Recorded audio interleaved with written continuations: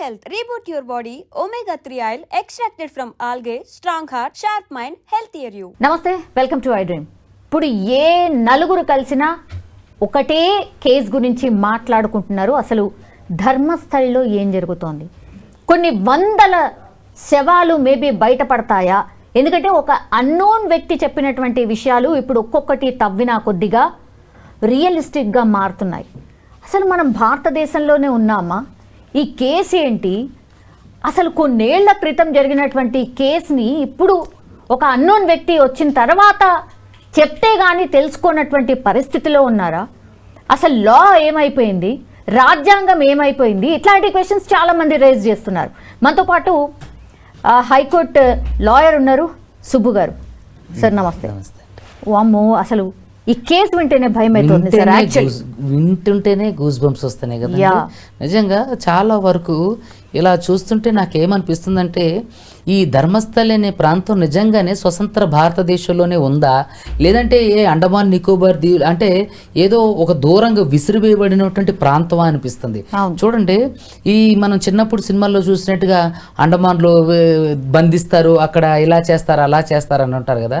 అలా ఇక్కడ కూడా నాకు ఆలోచిస్తుంటే ఏమనిపిస్తుంది అంటే నిజంగానే స్వతంత్ర భారతదేశంలో ఈ ధర్మస్థలి అనే ప్రాంతం నిజంగా దక్షిణ భారతదేశంలో ఉండడం అనేది నిజంగా బాధాకరం. ఎందుకంటే మనం ఎప్పుడైనా సరే ఏమాత్రం పీడనాన్ని భరించలేం. మన దగ్గర ఉన్నటువంటి గొప్ప ఆయుధం ఏంటి అని అంటే కేవలం దక్షిణ భారతదేశానికి సంబంధించినటువంటి విషయం, దక్షిణ భారతీయులు గర్వించాల్సిన విషయం ఏంటంటే మనం పీడనాన్ని ఏమాత్రం కూడా భరించం, మనం దాన్ని నిరోధిస్తాం, దానికోసం ఫైట్ చేస్తుంటాం మన హక్కుల కోసం.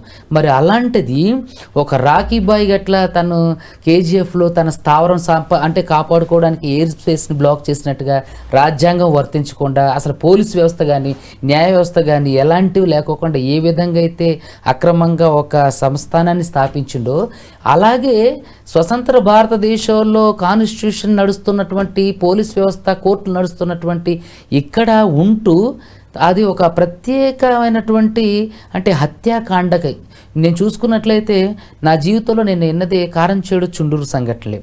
అది చూసుకుంటే దానికంటే ఇది ఇంకా పెద్ద ఘోరంగా ఉంది.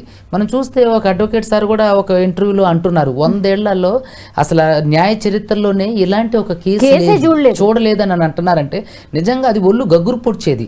చూడండి, ఒక అన్నోన్ పర్సన్ పోలీస్ స్టేషన్కి వెళ్ళి నేను కొన్ని వందల శవాలని నా చేతులతో పూడ్చాని తనే స్వయంగా చెప్పి నమ్మరేమో అని అక్కడ తవ్వి ఎముకల్ని తీసి మరీ సీల్డ్ కవర్లో పెట్టి ఎంతమంది గురించి అయితే అతను ప్రస్తావించిండో వాళ్ళ పేర్లు కూడా సీల్డ్ కవర్లో సుప్రీంకోర్టు న్యాయవాదులకు ఇచ్చిండు, తర్వాత జడ్జి ముందు ఒప్పుకుండంటే నిజంగా అతని మనసు ఎంత చెల్లించి ఉంటుంది ఆ హత్యల వల్ల. మృగంగా ఉన్నటువంటి ఆ వ్యక్తి మానవత్వంలోకి రావడానికి అంటే అంతటి మనిషిని కూడా కరిగించగలిగిందంటే ఎంత దారుణకాండ అక్కడ జరిగి ఉండాలి చూడండి. నిజంగానే తలుచుకుంటూనే వెన్నులో వణుకు పుడుతుంది. ఇలాంటి కొన్ని మీరు ఇక్కడ చూసుకున్నట్లయితే అక్కడ అన్ని పార్టీలు కూడా అక్కడ ఉన్నటువంటి ఆ గ్యాంగ్ని ఏం చేయలేకపోతుంది అని అంటున్నారు. అక్కడ ఉన్నట్టు ఎగ్జాక్ట్లీ సార్. ఇప్పుడు 1994 నుంచి 2014 వరకు అంటే దాదాపు 10 to 11 years సార్. ఆ పీరియడ్ గురించే ఆయన మాట్లాడుతున్నాడు. అంతకు ముందు కూడా ఉంది, అంతకు ముందు ఉంది, ఇప్పుడు కూడా జరుగుతుంది. మీరు చూస్తే ఆ ధర్మస్థలి అనే అక్కడ ఉన్నటువంటి ఒక సెన్సిటివ్ సంబంధించినటువంటి ఒక ఏమంటారు ఒక మతపరమైనటువంటి పవిత్ర స్థలం అనేది పెట్టుకొని అక్కడికి వెళ్తున్నటువంటి జంటలను కానివ్వండి లేదంటే అందమైన అమ్మాయిలను కానివ్వండి పాడు చేసి చంపేసి రాళ్లతో మోది అక్కడ నుంచి తీసుకెళ్ళి ఆ నదీ పరివాహక ప్రాంతం ఒడ్డున పాతి పెడితే అక్కడ ఉన్నటువంటి ఏరియాలో ఉన్నటువంటి చాలామంది అంటే పర్సన్స్ వాష్రూమ్కి బహిర్భూమికి వెళ్ళినప్పుడు పందులు తవ్వి అది నక్కలు అలాంటి కుక్కలు బయటకు లాగి తినేస్తున్నటువంటి కాబట్టి అవి తవ్వి తింటూ కనిపించిన సందర్భాలు ఉన్నాయని ఏడుస్తున్నారంటే నిజంగా ఎన్ని వేల మంది అమ్మాయిలు అక్కడ అంటే మృతి చెంది ఉండొచ్చు చూడండి అక్కడ. కానీ ఇంతవరకు ఇక్కడ మిస్టీరియస్ ఏంటంటే పోలీసులు కూడా అక్కడ కనిపించిన వాళ్ళ గురించి వెతకపోవడం, తల్లిదండ్రులు కూడా అక్కడ కనిపించిన వాళ్ళ గురించి వెతకపోవడం అనేది నిజంగా ఇదొక నాకు ఎట్లంటే ఏదో ఒక ట్రాన్స్లోకి వెళ్ళిపోతున్నట్టుంది. నేను ఏదో ఒక కొత్త ప్రపంచంలో ఉన్నానా అనిపిస్తుంది. తల్లిదండ్రులు కానివ్వండి, పేరెంట్స్ కానివ్వండి, పోలీసులు కూడా ఫైండ్ అవుట్ చేయలేకపోవడం ఏంటండి అసలు. నిజంగా ఇది ఎంత రెడిక్యులస్. అరే ఇంత స్వతంత్ర భారతదేశంలో ఇంత టెక్నాలజీలో ఉన్న మనం కూడా అలాంటి ఒక దాని గురించి ఫైండ్ అవుట్ చేయలేకపోతున్నాం. అంటే ఇక్కడ ఒక వ్యవస్థ నడిపిస్తుందా, ఒక వ్యక్తి నడిపిస్తుందా, లేదంటే కొంతమంది గ్రూపుగా నడిపిస్తున్నారా? నడిపించినప్పటికీ కూడా ఇంత హత్యాకాండ, ఇంత మారణ హోమం, ఇంతమంది అమ్మాయిల చావులు, తర్వాత ఆడపిల్లల చావులు జరిగి స్కూల్కి వెళ్ళే పిల్లలను కూడా అత్యంత దారుణంగా రేప్ చేసి చంపి పూడ్చిపెడుతున్నారంటే ఇది ఎవరి పని? ప్రభుత్వాలకు తెలియదు అంటారా? అంటే గత ప్రభుత్వాలకు కానివ్వండి, ఇప్పుడున్న ప్రభుత్వాలకు కానివ్వండి తెలీదా? మరి తెలిసినప్పుడు వీళ్ళు ఎందుకని ఊరుకుంటున్నారు? అరే ఈరోజు పిక్ పాకెట్ గాడు ఒక చిన్న దొంగతనం చేస్తేనే వాడి మీద 4-5 రకాల కేసులు పెట్టి పోలీస్ స్టేషన్లో పిచ్చకొట్టుడు కొట్టి వాడి చేత ఒప్పించి వాడికి శిక్ష పడేటట్టు చేస్తున్నటువంటి ఈ రోజులలో అంతమంది 100 మంది అమ్మాయిలు మీరు చూస్తున్నట్లయితే గౌరీ లంకేష్ గారి హత్యకి కూడా ఇది కారణం అంట. జర్నలిస్టులను కూడా చంపేశారు జస్ట్ ఈ వార్త రాసినందుకు. ఎగ్జాక్ట్లీ. ఇక్కడ వాళ్ళ పేర్లు రాయడానికి కూడా భయపడుతున్నారు. కొంతమంది జర్నలిస్టులు ఎంతో మందిని చంపి అక్కడే పూడ్చిన సందర్భాలు కూడా ఉన్నాయి. కాబట్టి అక్కడ అసలు ఆ న్యూస్ గురించి రాయడానికి కూడా స్థానిక జర్నలిస్టులు భయపడిన స్థితికి వచ్చారంటే చూడండి, నిజంగా అసలు మనం ఎక్కడున్నామా? సార్ ఇంత పెద్ద వ్యవస్థని మేనేజ్ చేయడము చిన్న చిత్తగా కాదు. ఇది ఖచ్చితంగా మీరు అన్నట్టుగా ఇంత పెద్ద వ్యవస్థని, అంటే ఒక భారత ప్రభుత్వాన్ని మేనేజ్ చేయగలిగి, లేదంటే స్టేట్లో ఉన్న ప్రభుత్వాలు ఉన్నప్పటికీ కూడా భారత ప్రభుత్వం మేనేజ్ చేయడం అంటే ఇట్స్ నాట్ ఈజీ. ఇంటెలిజెన్స్ వ్యవస్థ అనేది ఉంటుంది కదా. ఇప్పుడు సరే ఇక్కడ డిపార్ట్మెంట్, హోమ్ డిపార్ట్మెంట్ కి కూడా తెలియకుండా ఉంటుందా? ఎంత మిస్టీరియస్ సార్. ధర్మస్థలి అనే ప్లేసే మిస్ అయిపోయిందా? అంతే కదా. చూడండి ఇక్కడ నిజంగా అది ధర్మస్థలి ఎందుకైతుంది? అది కర్మస్థలి అనే పిలవాలి. నిజంగా అక్కడికి వెళ్ళినవాడు కర్మనే అనుకోవాలి.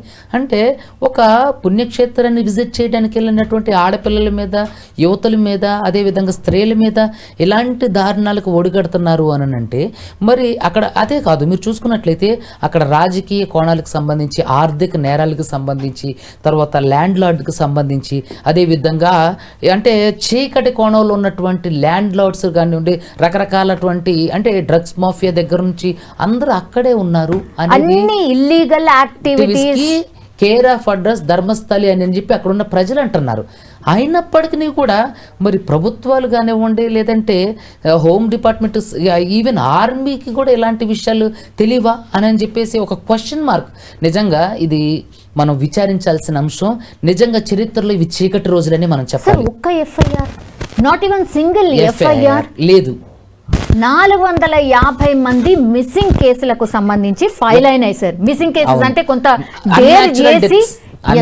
డేర్ చేసి పోలీస్ స్టేషన్ కి కనీసం వెళ్ళిండ్రు, మిస్ అయినరు, మా పాప మిస్ అయిందో, లేకపోతే కనీసం ఎఫ్ఐఆర్ అంటే కనీసం ఎంక్వైరీ జరగలేదు, రిపోర్ట్ రాసి చెత్తబుట్టలేసారా సార్? అంతే. ఇక్కడ చూస్తే అక్కడికి మీడియాను కూడా అలౌ చేయరంట.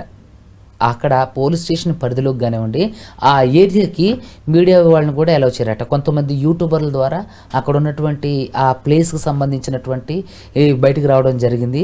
నిజంగా అలాంటి ఈ సందర్భం చరిత్రలో చీకటి రోజులుగా చెప్పుకోవాలి అని అంటే ఖచ్చితంగా ఈ రోజులు మనం చీకటి రోజులుగా చెప్పుకోవచ్చు. అంటే ఎంతమంది ఆర్తనాదాలు, ఎంతమంది అర్ధాంతరంగా వాళ్ళ తనువును చాలించి, ఎంతమంది మానసిక క్షోభతో వాళ్ళు పెడుతున్నటువంటి టార్చర్ను అనుభవించి, ఎంతమంది కాళ్ళు చేతులు విరిచేసి రేప్ చేసి చిన్నపిల్లల్ని ఇంత చిత్రవధ చేశానంటే నిజంగా మనం ఒక రాకాశి ప్రపంచంలో ఉన్నాం అన్నంత అంటే భయం కలుగుతుంది. నిజంగా అంత జరుగుతున్నప్పటికీ ప్రభుత్వాలు ఇప్పటికీ ఏం చేస్తున్నాయి? ఇప్పుడు అక్కడ జరుగుతున్నటువంటి వ్యక్తుల పేర్లు ఖచ్చితంగా ప్రభుత్వానికి అయితే తెలిసే ఉంటాయి కదా. ఆయన రాసిచ్చాడు అని చెప్తున్నారు. ఎవరైతే ఇప్పుడు అన్నోన్ పర్సన్ ఉన్నాడో, అవును, సీల్డ్ కవర్ లో రాసిచ్చారు. సుప్రీం కోర్టు జడ్జికి ఇప్పుడు రాసిచ్చిండు సార్. ఆ పేర్లు బయటకు వస్తాయా? ఖచ్చితంగా రావాలని నేను కోరుకుంటున్నా. సుప్రీంకోర్టు వరకు ఇవి వెళ్ళి అంటే నాకు తెలిసినంత వరకు ఖచ్చితంగా న్యాయ వ్యవస్థ దీనిపైన కఠినమైనటువంటి నిర్ణయమే తీసుకుంటుంది. ఎందుకంటే మీరు చూసుకున్నట్లయితే అంటే ప్రీవియస్లో మనం చూస్తే చరిత్రలో ప్రభుత్వాలు తప్పు చేసి ఉంటే ఏమో కానీ కోర్టులు ఎప్పుడూ తప్పు చేయలేదు. సో ప్రభుత్వ వ్యవస్థల మీద నమ్మకం లేనప్పుడే ప్రజలు కోర్టును కూడా ఆశ్రయిస్తుంటారు. కాబట్టి బిహాండ్ గవర్నమెంట్ ఇవి వర్క్ చేస్తాయి. కాబట్టి ఖచ్చితంగా ఈ ధర్మస్థలి గురించి ఖచ్చితంగా ఒక ఫుల్ స్టాప్ అనేది రావాలి. ధర్మస్థలిలో ఈ జరుగుతున్నటువంటి కీచక పర్వాలు ఎవరైతే చేస్తున్నారో వాళ్ళు చట్టపరంగా కఠినంగా శిక్షించబడాలి. అసలు ఇలాంటి ధర్మస్థలి ఇన్సిడెంట్ మరొకటి జరగకూడదు అనే విధంగా వాళ్ళు యాక్షన్ తీసుకోవాలి. నిజంగా అక్కడ ఉన్నటువంటి అమ్మాయిలు కానివ్వండి, లేదంటే వాళ్ళ పేరెంట్స్ కోల్పోయిన పేరెంట్స్ ఎంత మానసిక క్షోభపడి ఉంటారు. అరే నేను ఇందాక అన్నట్టు ఒక పిక్ పాకెటర్కే కఠినమైన చట్టాలు అమలు చేస్తాం. ఎక్కడ పోయింది ఈ BNSS ఇవన్నీ కూడా భారతీయ న్యాయ సంహిత, భారతీయ శిక్షా న్యాయ సంహిత ఇవన్నీ ఎక్కడ పోయినాయి? అరే ఇక్కడ అంటే భారత భూభాగంలో అందరికీ వర్తిస్తే ఓన్లీ ఆ ధర్మస్థలి వాళ్ళకి వర్తించవా ఇవి? నిజంగా అరే ఈవెన్ ఒక ఎఫ్ఐఆర్ కూడా, సింగిల్ ఎఫ్ఐఆర్ కూడా పోలీస్ స్టేషన్లో మిస్సింగ్ కంప్లైంట్స్ ఫైల్ కాలేదు అని అంటే ఆడు అక్కడ టెంపుల్ సరౌండింగ్ ఉంది సార్. కొంతమంది డిఫరెంట్ గా నిజంగానే జరుగుంటాయని స్థానికులు చెప్తున్నారు. కొంతమంది ఎవరైతే డివోటీస్ ఉన్నారో వాళ్ళు ఇంత పెద్ద అంటే ఇంత మంచి పవిత్ర స్థలంలో ఇట్లాంటివి జరిగి ఉండవు, ఇవన్నీ కట్టుకథలు అని ఇంకా కొంతమంది కొట్టి పారేస్తున్నారు. ఇప్పుడు 13 స్పాట్స్ ని గుర్తించిండ్రు. ఇప్పుడు అన్నోన్ పర్సన్ ఎవరైతే ఉన్నారో మీరు ఇక్కడ తవ్వండి అంటే 6th స్పాట్ దగ్గర 2 శవాలు దొరికాయి సార్. ఆ తర్వాత నుంచి అచ్చా అన్ని నమ్మడానికి ఉండదు కదా సార్. ఒక దగ్గర తవ్వి ఆయన కేసు ఫైల్ చేయగలిగిండు.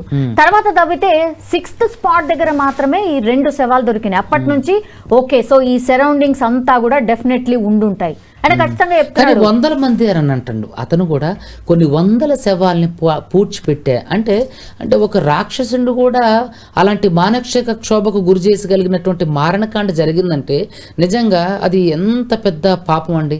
అది జరిగించిన వాడు ఎంత ఉద్దేశపూర్వకంగా, అసలు వాడి ఉద్దేశం, వాడి మోటివ్ ఏమై ఉంటుంది? వాడు ఇంత పెద్ద సిస్టమ్ని నడిపించగలుగుతున్నంటే వాడు ఒక ప్రత్యేకమైనటువంటి దేశాన్ని నడిపిస్తున్నట్లు అక్కడ. సో మరి ఇలా ఇంత జరుగుతున్నప్పుడు ఆ రాష్ట్ర గవర్నమెంట్ కానివ్వండి, మన భారత ప్రభుత్వం కానివ్వండి ఏం చేస్తుంది? అరే ఇక్కడ చూసుకున్నట్లయితే హిట్లర్ పరిపాలన కంటే దారుణంగా ఉందంట. అయితే ఇప్పుడు అక్కడ ప్రజలు హిట్లర్ పరిపాలన మించి అనుభవిస్తున్నట్టే కదా. అంటే అక్కడ ఒక నాయకుడు నేను మాట్లాడుతూ వింటూ ఉంటే ఏ ప్రభుత్వం వచ్చినా సరే వాళ్ళ కాళ్ళు పట్టుకుంటారు. నా పాయింట్ అర్థం చేయాలి. అంటే వాళ్ళెవరు వాళ్ళకి తెలుసు.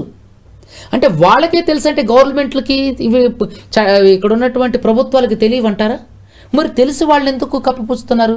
మరి తెలిసి వాళ్ళని ఎందుకు ఒత్తాసు పలుకుతున్నారు? తెలిసి వాళ్ళని ఎందుకు కాపాడుతున్నారు? మరి ఇది రాజకీయ విరుద్ధమా, రాజకీయ అనుకూలమా? మరి ఎంతమంది చావుకు కారణమైన వ్యక్తులు ఎంత పెద్దవాళ్ళు అయినంత మాత్రాన సరే వాళ్ళని విడిచిపెడదామా? వాళ్ళు చట్టానికి వ్యతిరేకమా? అది చట్టానికి అతీతులా? అంటే చట్ట పరిధిలోకి వాళ్ళు రారా? అంటే నార్మల్ వ్యక్తులేనా చట్ట పరిధిలోకి వచ్చేది? మరి ఆ వ్యక్తులు ఎందుకని రారు? అసలు ఇక్కడ ఏం జరుగుతుంది? ఖచ్చితంగా ప్రపంచానికి చూపించాల్సిన బాధ్యత కోర్టులకు ఉంది. కోర్టులు ఖచ్చితంగా దీంట్లో చొరవ చూపించాలి. వాళ్ళెవరో నిందితులు ఎవరో బయటకు తీసుకురావాలి. ప్రభుత్వాలు దీనికి సహకరించాలి. అసలు ధర్మస్థలిలో జరుగుతున్నటువంటి ఈ హత్యకాండలకు ఎవరు కారణం? అక్కడ ఏం జరిగింది? ఏం జరిగిపోయింది? ఇక్కడ జరుగుతున్నటువంటి కార్యక్రమాలు ఎంతమంది చనిపోయారు? ఎంతమంది మిస్ అయ్యారు? అసలు ఎవరు దేని ఉద్దేశించి చేశారు? అక్కడ ఏం జరుగుతుంది అనేది ప్రపంచానికి తెలియాలి. అప్పుడు మాత్రమే ఖచ్చితంగా ఒక నిర్దిష్టమైనటువంటి కంక్లూజన్కి మనం రాగలం. ఖచ్చితంగా మనందరం కూడా దాన్ని కోరుకుందాం. ధర్మస్థలిలో జరుగుతున్నటువంటి ఇటువంటి మారణకాండకి సంబంధించినటువంటి ప్రతి అంశాన్ని కూడా కోర్టులు ఖచ్చితంగా ప్రభుత్వాలు చొరవ తీసుకొని మనుషులకు తెలియజేయాలి. అక్కడ ఎవరైతే ఇటువంటి మారణకాండకు పాల్పడిన వాళ్ళు ఉన్నారో, అరే ఒక కారంచేడు చుండూరు సంఘటన జరిగినప్పుడే అట్రాసిటీ నిరోధక చట్టాన్ని తీసుకొచ్చినప్పుడు మరి ఒక ధర్మస్థలిలో ఇంత పెద్ద అసలు ప్రపంచంలోనే జరుగుండదు ఇలాంటి ఒక సంఘటన. మరి ఇంతటి చీకటి రోజులు జరుగుతున్నప్పుడు కూడా ఖచ్చితంగా ఒక చట్టాన్ని తీసుకురావాలి. ధర్మస్థలిని కాపాడి అక్కడ ఉన్నటువంటి ఏదైతే నమ్మకంతో ఉన్నటువంటి గుడికి సంబంధించినటువంటి ఆనవాళ్ళునే ఖచ్చితంగా ఆ గుడిని పునరుద్ధరించాలి. ఇటువంటి కీచక పర్వాలు జరుగుతున్నటువంటి ధర్మస్థలి గురించి ఖచ్చితంగా అందరూ, మనం ఒక్కళ్ళమే కాదు, భారతదేశంలో వాళ్ళందరూ కూడా ముక్త కంఠంతో దాన్ని ఖండించాలి. అక్కడ ఏం జరుగుతుంది అనేది ప్రపంచానికి తెలియజేయాలి. Yes sir, thank you so much.